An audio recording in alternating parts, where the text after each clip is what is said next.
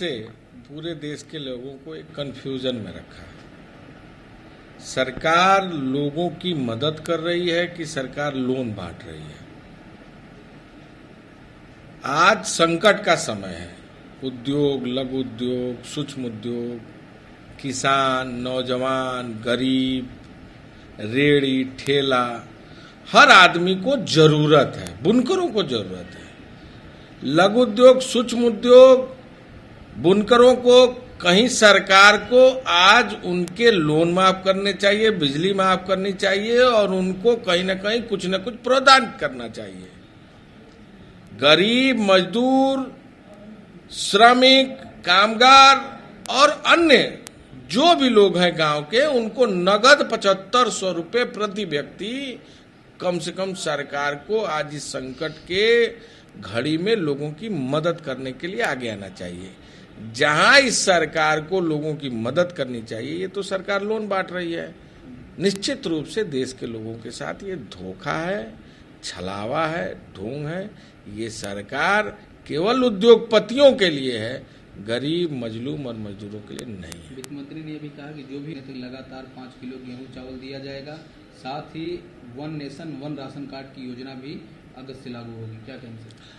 मुझे लगता है कि एक तरफ सरकार ने, खासकर प्रधानमंत्री जी ने और उत्तर प्रदेश के मुख्यमंत्री ने एक घोषणा किया था कि जिसके पास राशन कार्ड हो न हो, सबको राशन की व्यवस्था की जाएगी। आज आप गांव में किसी से पूछ सकते हैं, जो अंत्योदय के हैं, जो श्रमिक हैं और जो मनरेगा के कार्ड धारक हैं, उन्हीं लोगों को मुफ्त में राशन की व्यवस्था हो पा रही है। बाकी पात गृहस्थी राशन कार्ड वालों को पैसे देकर लेने पड़ रहे हैं और जिसके पास राशन कार्ड नहीं, उसको तो किसी तरह की कोई राशन की व्यवस्था इस सरकार के द्वारा नहीं की जा रही है।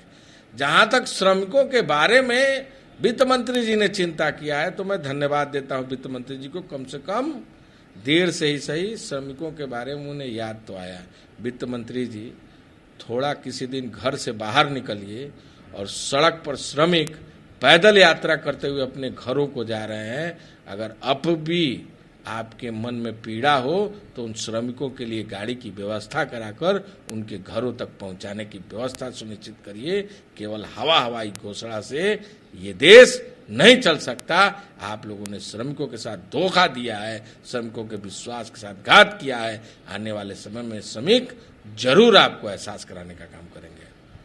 सर, मैं अपील किया था जिसको कोर्ट ने फाइनल उनके रिक्वेस्ट को मना कर दिया, अब उनको प्रत्यर्पण संधि को सामना करना पड़ेगा। क्या कहेंगे सर? ये प्रकरण काफी पिछले लंबे समयों से चल रहा है, चाहे विजय माल्या और नीरव मोदी हो, चाहे मेहुल चौकसी हो। ये सभी लोग में सरकार का कितना संरक्षण प्राप्त है, ये पूरा देश जानता है। अगर सरकार चाहती तो ये काफी पहले भारत में आ सकते थे और इनसे वसूली की जा सकती थी। लेकिन कहीं ना कहीं जब आदरणीय राहुल गांधी जी ने संसद में डिफाल्टर लोगों की सूची मांगी थी, उस समय भी सरकार ने सदन में नहीं दिया था। और आज के डेट में सरकार ने डिफाल्टरों को पूरी तरह ऐसे तमाम लोगों को डिफाल्टर सूची में डाल देने का काम किया। निश्चित रूप से आज सरकार इनके साथ खड़ी है, तो मुझे नहीं लगता कि इनको किसी तरह का कोई डर भय बना होगा। सर, मध्य प्रदेश महाराष्ट्र के बाउंड्री पर बिहार गुहार लगा रहे हैं सरकार से मदद की और अपने घरों की ओर जाने से, लेकिन सर कुछ व्यवस्था ठोस हो नहीं पा रही है। वहाँ के एक डीएम है बरवानी के, उन्होंने कहा कि मैं अरेंज कर रहा हूँ, बस उसको देख रहा हूँ, कर रहा हूँ। क्या कहेंगे? मुझे लगता है कि जहाँ भी भाजपा शासित प्रदेश है, वहाँ श्रमिकों के साथ अमानवीय व्यवहार हो रहा है। जहां उनकी मदद करनी चाहिए थी, आपदा और संकट के समय में उनके साथ खड़े होना चाहिए, निश्चित रूप से ये सरकार मजदूरों के साथ लगातार यातनाएं, कष्ट और पीड़ा देने का काम कर रही है। मजदूर न किसी वर्ग का होता है, न किसी जात का होता है। मजदूर तो मेहनत कश इंसान होता है और मैं भी मजदूर रहा हूं, तो निश्चित मजदूरों के दर्द को समझता हूं।